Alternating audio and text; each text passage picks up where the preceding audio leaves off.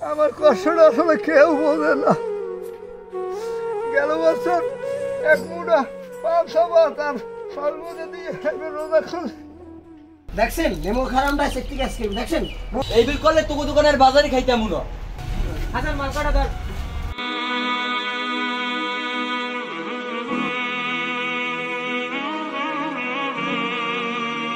হাসান হৃদয় কি চাই দেখো বাজার দাও। ও ভাই আইছে না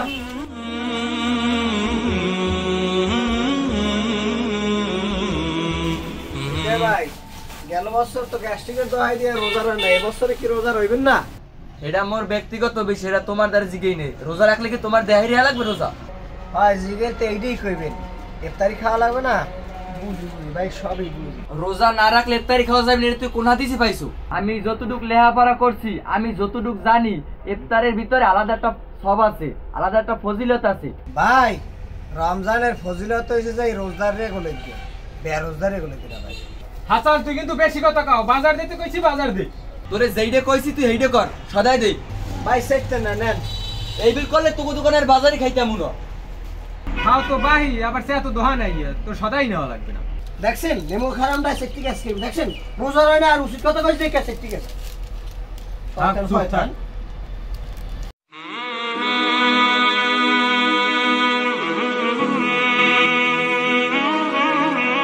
আসসালামু আলাইকুম রহমতুল্লাহ।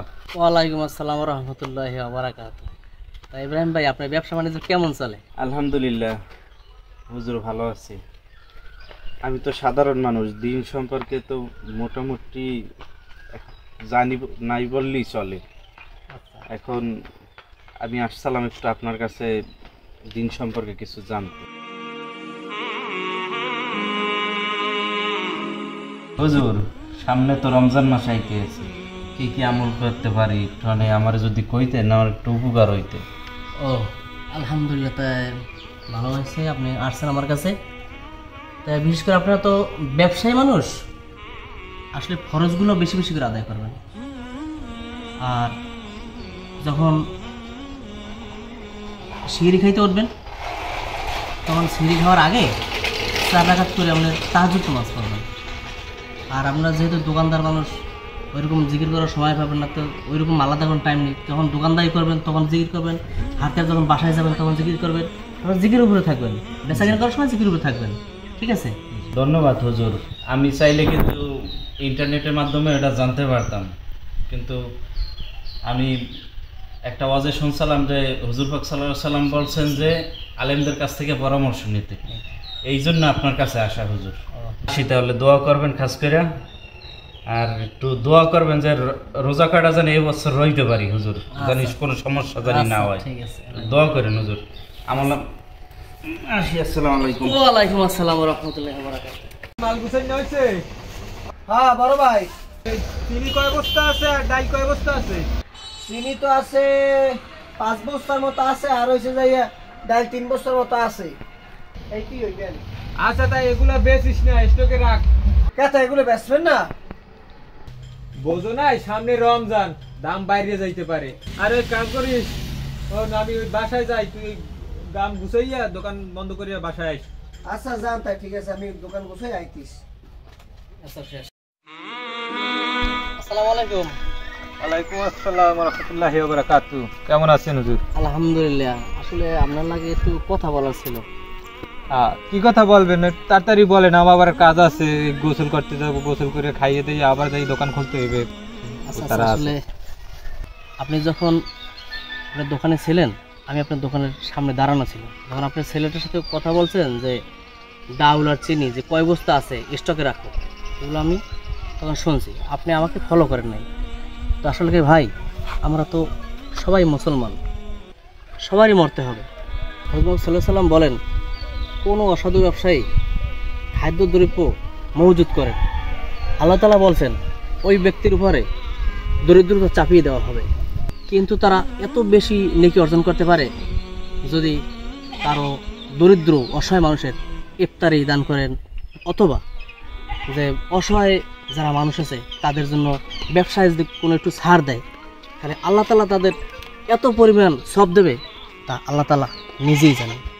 রবিল ভাই, আসলে আমরা এরকম কাজ না করলে হয়তো আল্লাহ তাআলা অনেক খুশি হবে। বেশি বেশি আমরা অসহায় মানুষদের সাহায্য করার চেষ্টা করব, আর বেশি বেশি করে একটু ইফতারের ছাড় দেওয়ার চেষ্টা করব। আমি তো ব্যবসায় ঠকাইছি মানুষের, মাপে কম দিছি, খাদ্যে ভেজাল করছি, এবং কি আমি মনে করেন এই মাল স্টক করিয়া মালের দাম বাড়াইয়া তারপরে বিক্রি করছি। ঠিক আছে, তা আল্লাহর কাছে মাপ চাইলে কি আমার আল্লাহ মাফ করবে এগুলো? ভাই অবশ্যই আল্লাহ তাআলা মাফ করবে। আপনি যত বড় গুনাহ করেন না কেন, আল্লাহ তাআলা আপনি যদি আল্লাহ তাআলার কাছে দুহাত তুলে যদি মোনাজাত করেন, চোখের পানি ফালাই দেন, আল্লাহ তাআলা আপনার যত বড় গুনাহ করেন আল্লাহ তাআলা আপনার গুনাহ মাফ করে দেবে। হুজুর, অবশ্যই আমি আল্লাহর কাছে মাপ চাইব। আপনিও আমার জন্য খাস করে একটু দোয়া করবেন, আল্লাহ যাতে আমারে ক্ষমা করে দেয়। ঠিক আছে, আর আমি গরিব দরিদ্র মানুষের সহায়তা করার জন্য আমি তাদের পাশে থাকবো ইনশাআল্লাহ, চেষ্টা করব। আমার এখন যাই, সময় খুব শর্ট, যাই আবার দোকান করতে হবে।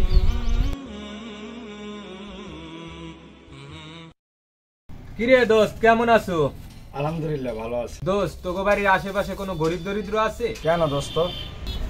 আলহামদুলিল্লাহ দোকানে বেচা কিনে তো ভালোই আছে। আমি চাই কিছু বাজার সদায় অর্ধেক দামে গরিব গুড়ারে দিব, কারণ মন্ডায় চাই সবই দি ফ্রি, আসলে কুলাইতে পারতেছি না ভাই, স্বাদ আছে সাহায্য নাই। এর লেগে চাইতেছি যে অল্প দামে অর্ধেক দামে যাতে গরিব গুড়া একটু সহায়তা হয়, যতটুকু পারি আর কি এতটুকু করতে চাই। তাহলে তো বন্ধু ভালোই হয়, আমার বাড়ির পাশে একজন গরিব অসহায় আছে, তুমি যদি অর্ধেক দামে দাও বাকি অর্ধেক দিয়ে আমি দিয়ে দেবো। আচ্ছা দোস্ত, তাহলে তো ভালোই হয়। আরো দেশ বাসার আশেপাশে আরো কেউ আসেনি, খোঁজ খবর লই, যদি থাকে তাহলে কইস কেমন। আচ্ছা এক দোস্তের বাজার কি লাগবে, আর ওই লাগে আরো একটা প্যাক কর। দোস্ত বাজার কয় টাকা হয়েছে? হ্যাঁ দোস্ত, মোট বাজার হয়েছে তোমার 5,000 টাকার। ঠিক আছে, আর দেখো গরিব গুড়াদের জন্য যে অর্ধেক ডিসকাউন্ট, এইটা তোমার 2,500 টাকা। ঠিক আছে, আমি এইরকম বাজার সবাই দেবো যারা গরিব আছে, খোঁজ রাখতে। গেলাম দোস্ত, বাজারটা দরিদ্র লোকের কাছে পৌঁছাইতে হবে।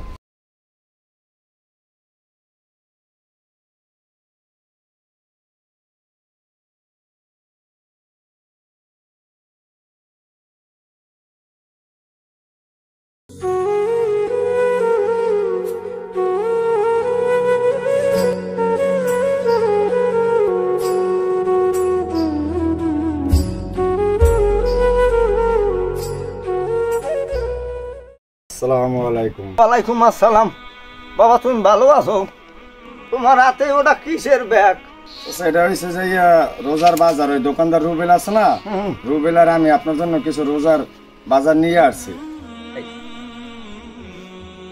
আসলে বাবা তোর চাষি মরে গেছে অনেক আগে, আমার কষ্টটা আসলে কেউ বোঝে না। গেল বছর এক মুঠা 500 ভাত আর সর্বদা দিয়ে রোজা খুলে, আল্লাহ তোমাকে বাঁচাই রাখবো বাবা, আল্লাহ তোমাকে বাঁচাই রাখবো।